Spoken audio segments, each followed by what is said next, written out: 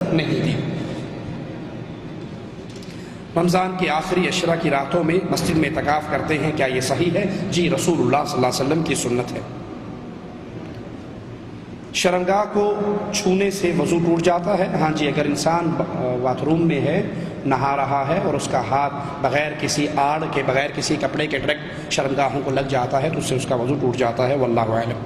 کلام پاک کی آیات کو تعویذ بنا کر گلے میں ڈالنا، بازو پر باندھنا جائز ہے یا نہیں، اور اس پر بھروسہ کرنا صحیح ہے یا غلط؟ قرآن پاک کے تعویذ گلے میں ڈالنا سنت رسول اللہ صلی اللہ علیہ وسلم سے ثابت نہیں ہے، مسنون عمل نہیں ہے۔ قرآن پاک کے تعویذ گلے میں ڈالنا مسنون نہیں ہے، سنت سے ثابت نہیں ہے۔ اب آپ میں سے کئی لوگ سوچتے ہوں گے کہ پتہ نہیں مولوی صاحب کا دماغ خراب ہے، قرآن پاک میں نہیں آتا کہ اللہ نے قرآن کو شفا کہا ہے؟ آتا یا نہیں آتا؟ قرآن شفا ہے نا، تو جب قرآن شفا ہے تو گلے میں ڈال لو تو کیا حرج ہے؟ ہمارے ہاں زیادہ بحث کیا حرج کی رہتی ہے، کیا حرج ہے؟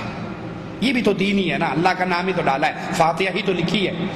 میں کہتا ہوں جس قرآن میں قرآن کو شفا کہا ہے، اسی قرآن میں اللہ نے شہد کو بھی شفا کہا ہے۔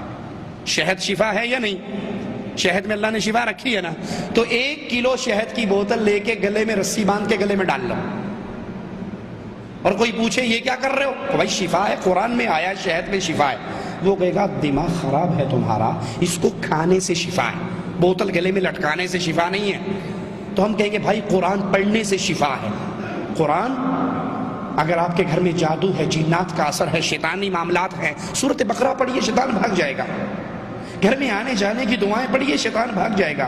کھانا کھانے کے پہلے کی دعائیں پڑھیں، بیوی کے پاس جانے کی دعائیں پڑھیں، شیطان بھاگ جائے گا۔ یہ شیطان سے بچنے کے طریقے ہیں۔ اور تعویذ گلے میں لٹکانا قرآن کی آیات کا، اس میں ایک اور خرابی یہ ہے، جب باتھ روم میں جاؤ تو قرآن ساتھ لے جا سکتے ہو؟ جی نہیں لے جا سکتے، تو گلے میں جو لگا ہوا ہے یہ تو ساتھ جاتا ہے نا۔ جب جنبی حالت میں ہو قرآن پکڑ سکتے ہو، تو جب یہ گلے میں لٹکا ہوا یہ تو ساتھ رہتا ہے نا۔ اس لیے قرآن اس کام کے لیے نہیں آیا۔